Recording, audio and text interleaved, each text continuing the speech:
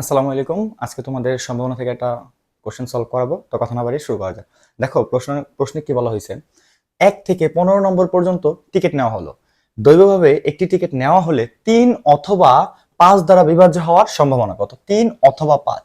দেখো লিখে রাখছি, অথবা মানে হচ্ছে কমন এবং আনকমন। অথবা মানে কি ভাইয়া?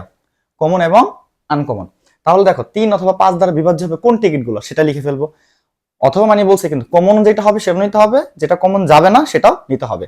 তাহলে দেখো 3, তারপর হবে 3 দুগুণ 3, তারপর হবে কত 5, 5 দিয়েও যেতে হবে, 3 দুগুণে 6, 3 ত্রিকা 9, 5 দিয়ে আবার 10 হবে, 3 চারা 12, 3 পাঁচা 15, 5 দিয়েও 15। তাহলে কয়টা দেখো 1 2 3 4 5 6 7। এটা হচ্ছে তোমার অনুকূল ফলাফল। অনুকূল ফলাফল হচ্ছে উপরে, আর 1 থেকে যেহেতু 15, টোটাল ফলাফল কটা? টোটাল ফলাফল হচ্ছে 15টা। তার মানে হচ্ছে 7/15। এটা হচ্ছে 3 অথবা 5 দ্বারা বিভাজ্য সম্ভাবনা। ঠিক আছে, দেখা হবে নেক্সট কোনো ভিডিওতে। আসসালামু আলাইকুম।